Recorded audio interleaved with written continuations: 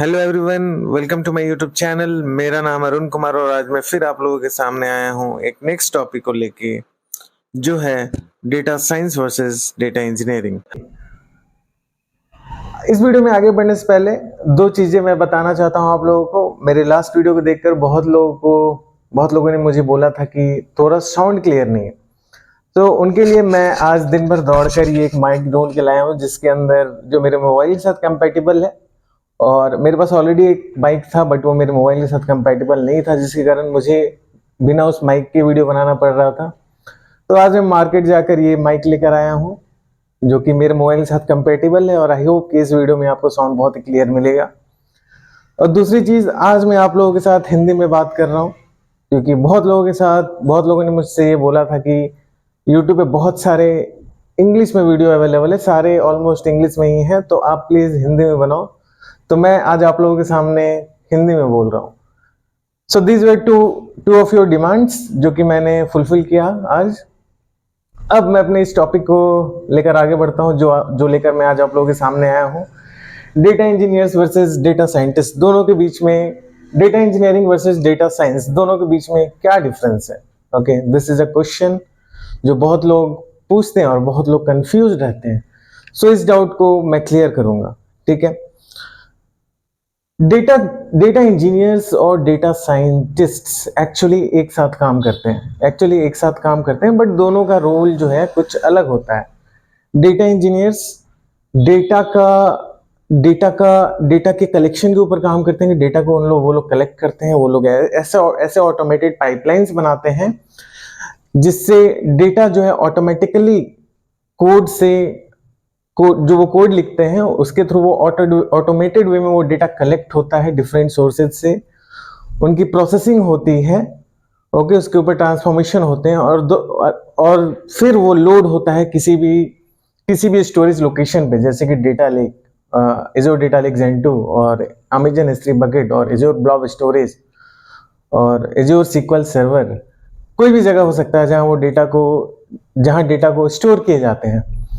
तो ये जो काम है, अब इस डेटा के ऊपर, ये जो डेटा मल्टीपल सोर्सेज से कलेक्ट हुए और उसके ऊपर ट्रांसफॉर्मेशन किया गया, कुछ चेंजेस किए गए, कुछ कैलकुलेशंस किए गए, कुछ बिजनेस लॉजिक्स लगाए गए, उसके बाद उसको एक स्टोरेज लोकेशन पे रखते हैं। उस स्टोरेज लोकेशन के बाद डेटा साइंटिस्ट उस डेटा को यूज करते हैं अपने मशीन लर्निंग एल्गोरिदम्स में डालने के लिए। ओके, जो डेटा हम डेटा इंजीनियर्स स्टोरेज लोकेशन पे रखते हैं, डेटा साइंटिस्ट उन डेटा की एनालिसिस करते हैं, उस डेटा में से बिजनेस इनसाइट्स निकालते हैं।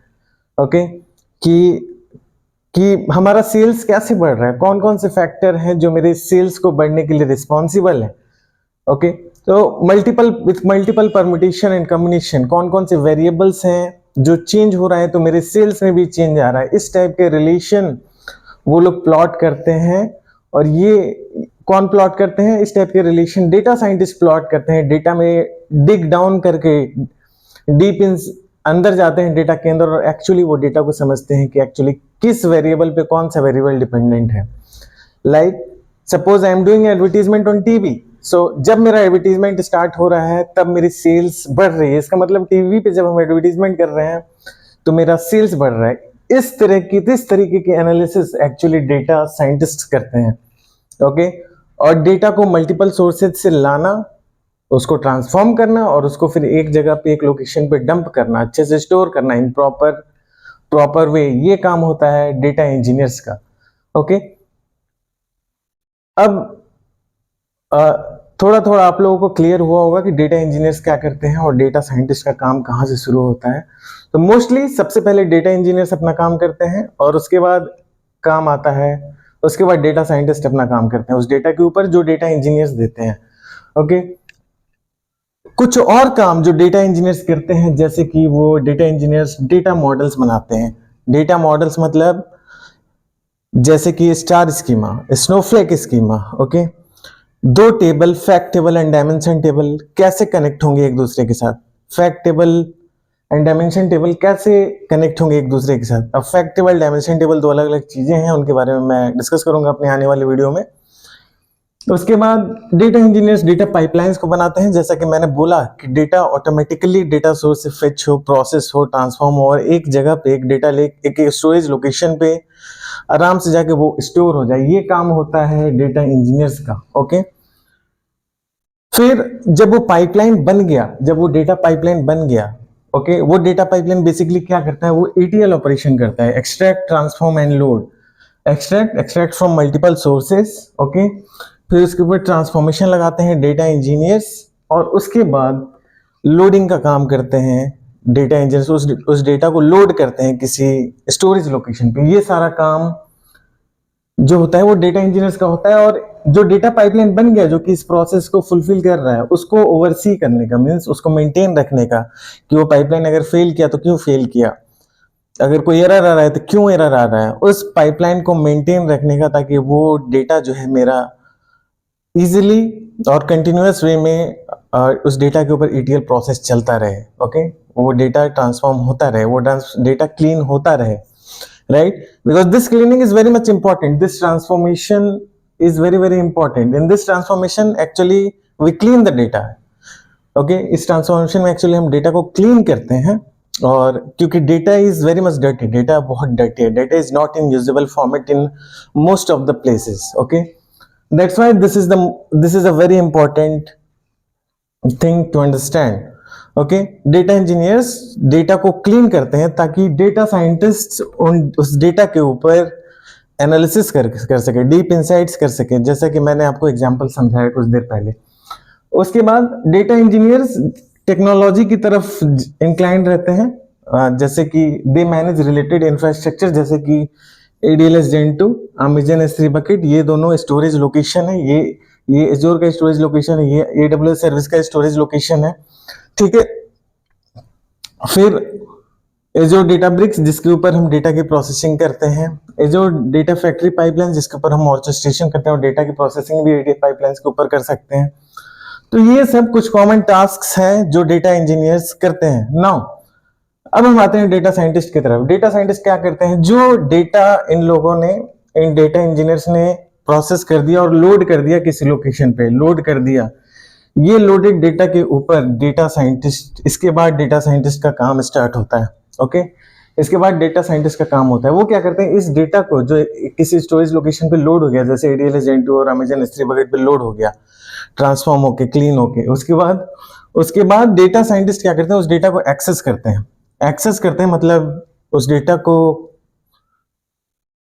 एक्सेस करते हैं और उसके बाद उसको इंटरप्रेट करना चालू करते हैं। वही इंटरप्रिटेशन जो मैंने आपको बताया कि अगर सेल्स बढ़ रहा है तो क्यों सेल्स बढ़ रहा है, तो मैंने आपको बताया जैसे कि मैं अपना प्रोडक्ट सेल कर रहा हूँ कोई, जैसे कि मैं कोलगेट सेल कर रहा हूँ, कोलगेट की सेलिंग हो रही है, वो बढ़ रहा है, कब बढ़ रहा है, जब टीवी पे उसकी एडवर्टीजमेंट हम कर रहे हैं, उस समय कोलगेट का टीवी पे जब हम एडवर्टीजमेंट कर रहे हैं तो उसी टाइम कोलगेट का भी सेल्स जो है बढ़ रहा है। इसका मतलब ये जो एडवर्टीजमेंट है टीवी पे जो हम कर रहे हैं, ये कोलगेट के सेल्स से डायरेक्टली रिलेटेड है, राइट? कोलगेट के सेल्स से डायरेक्टली रिलेटेड है, राइट? कोलगेट के सेल्स से डायरेक्टली रिलेटेड है, राइट? तो इस टाइप की एनालिसिस करते हैं कि हमारा सेल्स किन किन फैक्टर्स पे डिपेंड करे। It's not about only sales, बहुत सारी चीजें हैं जिसके एनालिसिस ये डेटा साइंटिस्ट करते हैं। ओके, अब आता है और एक इस टाइप के एनालिसिस करते हैं, और भी कुछ तरीके के काम डेटा साइंटिस्ट करते हैं, जैसे कि prediction and classification. Okay, what kind of prediction, अभी मेरा सेल्स इतना है, ओके, अभी मेरा सेल्स 1 करोड़ का है, नेक्स्ट मंथ मेरा सेल्स क्या होगा, क्या वो 2 करोड़ का होगा या फिर घट के 0.5 करोड़ आ जाएगा, और अगर ऐसा है तो ऐसा क्यों है, क्यों मेरा अगले मंथ सेल्स बढ़ जाएगा या फिर अगले मंथ मेरा सेल्स घट जाएगा। ठीक है, इस टाइप का प्रिडिक्शन ये करते हैं। फिर ये क्लासिफिकेशन भी कर लेते हैं। ओके, क्लासिफिकेशन भी कर लेते हैं। क्लासिफिकेशन मतलब जैसे मान लो इमेज है, राइट, एक्सरे की और CT स्कैन की इमेजेस है, तो उन इमेजेस को देख के क्लासिफाई कर सकते हैं कि कौन सा इमेज में कैंसर सेल्स है और कौन से इमेज में कैंसर सेल्स नहीं है। ठीक है, तो यस और नो काइंड ऑफ क्लासिफिकेशन, ये सब काम डेटा साइंटिस्ट करते हैं। और एक इंपॉर्टेंट चीज, तो ये तो एक बेसिक सा डिफरेंस था जो एक डेटा इंजीनियर और डेटा साइंटिस्ट के बीच में होता है, उन दोनों के रोल्स एंड रिस्पॉन्सिबिलिटीज के बीच में होता है। अब जो दूसरा इंपॉर्टेंट क्वेश्चन है कि Arun, which has more job opening, this data engineering or this data scientist? This is another important question that people ask me because वो सीखना चाहते हैं, उनके पास कंफ्यूजन है कि मैं क्या सीखूं, डेटा इंजीनियरिंग या डेटा साइंटिस्ट, किस चीज में मुझे जॉब लग जाएगी, किस चीज में मुझे जल्दी जॉब लगेगी, किस चीज में मुझे सीटीसी ज्यादा मिलेगा। इस टाइप के क्वेश्चंस आते हैं। ये सब बहुत ही बेसिक क्वेश्चंस है, बट बहुत ही इंपॉर्टेंट क्वेश्चंस है जो कि आपके डिसीजन को ड्राइव करते हैं कि मैं ये सीखूंगा, ओके मैं ये सीखूंगा। उसके पीछे एक प्रॉपर लॉजिक रीजनिंग लोग ढूंढते हैं कि क्यों मैं ये सीखूंगा। ओके तो डेटा इंजीनियरिंग और डेटा साइंटिस्ट, तो मेरा एक्सपीरियंस ये कहता है कि एक टीम में एक ही डेटा इंजीनियर्स और डेटा साइंटिस्ट, जैसे कि मैंने आपको बोला, साथ साथ काम करते हैं। Data scientist are heavily dependent on data engineers because data engineers clean the data and bring the data in clean format in automated way in any storage location. Then data scientists pick up that data to do their prediction or any kind of classification. इसलिए ये data scientist जो है heavily dependent होते हैं data engineers के ऊपर। Okay और मेरा एक्सपीरियंस ये कहता है कि अगर एक टीम है जिसमें कुछ प्रिडिक्शन करना है या फिर कुछ क्लासिफिकेशन करना है या फिर डेटा के ऊपर डीप डाइव एनालिसिस करना है, तो उस टीम में कम से कम 10 डेटा इंजीनियर्स होते हैं और 2 डेटा साइंटिस्ट होते हैं। This is the ratio difference between data engineers and data scientist that are there in industry. ऐसा डिफरेंस क्यों है? अब अगला क्वेश्चन ये आता है। ऐसा डिफरेंस इसलिए है क्योंकि डेटा जो है वो क्लीन फॉर्मेट में नहीं है और डेटा को मल्टीपल सोर्सेज से क्लीन फॉर्मेट में लेके आना डेटा इंजीनियर्स की रिस्पॉन्सिबिलिटी है। ओके और डेटा को प्रोसेस करना अपने आप में एक कॉम्प्लिकेटेड टास्क है। प्रोसेस करना, उसको ऑटोमेटेड पाइपलाइन बनाना ताकि अगर डेली डेटा आ रहा है तो without touching manually the data, वो डेटा प्रोसेस हो क्लीन फॉर्मेट में एक स्टोरेज लोकेशन पे चले जाए। फिर इस डेटा को, वो जो क्लीन डेटा है उसको ये डेटा साइंटिस्ट जो है यूज करते हैं। ओके तो मेरा ये एक्सपीरियंस कहता है कि 10 एक टीम में अगर कुछ प्रेडिक्शन या क्लासिफिकेशन हो रहा है तो वहां 10 डेटा इंजीनियर्स चाहिए और 2 data scientist. Okay it may very but this is what my experience is, जहां मैंने काम किया है आज तक। ओके अब जो है दूसरा क्वेश्चन ये आता है कि अरे जॉब ओपनिंग किस में ज्यादा है? तो ऑफ कोर्स जब यहाँ 10 डाटा इंजीनियर्स की डिमांड हो रही है तो यहाँ पे मोर जॉब ओपनिंग है, राइट? More job openings, okay, as compare to data scientist. This is what my experience is. It may very but this is what I have felt till now in my 8.5 years of experience. Okay और अगर आपको एक और idea लेना है कि किस position में ज्यादा ओपनिंग है डेटा इंजीनियर और डेटा साइंटिस्ट की, आपको एक काम करना है, आपको naukri.com पे जाना है और वहां सर्च करना है डेटा साइंटिस्ट। आप देखो वहां कितनी जॉब ओपनिंग है, then search for data engineer और एजोर डेटा इंजीनियर। आप देखो कितनी जॉब ओपनिंग्स है, तब आपको ये कंपैरिजन दिखेगा कि मार्केट में एक्चुअली कितने जॉब्स है किस जॉब प्रोफाइल पे। अब दूसरी जो इंपॉर्टेंट चीज है वो आती है सीटीसी। ओके वो आती है सीटीसी, दिस सीटीसी।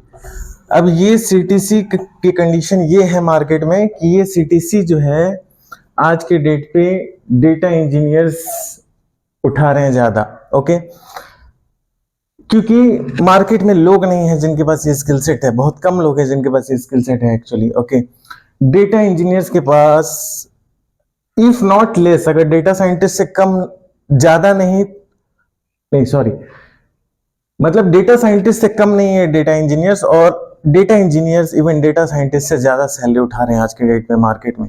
आज की कंडीशन ये है। ओके सो आई होप कि मैंने आपके बहुत सारे क्वेश्चंस का आंसर दिया, और अगर फिर भी कोई क्वेश्चन बच जाता है डेटा इंजीनियरिंग और डेटा साइंस के बीच में कि आपको अगर कुछ जानना है, तो प्लीज कमेंट करें मेरे वीडियो पे। मैं आपके प्रॉब्लम के सॉल्यूशन के साथ जरूर नेक्स्ट वीडियो में आऊंगा। आई होप कि आपको वीडियो अच्छा लगा होगा। Thank you so much for your time. अगर आपको पसंद आया तो आप लाइक, शेयर एंड सब्सक्राइब जरूर करें। Thank you so much, take care.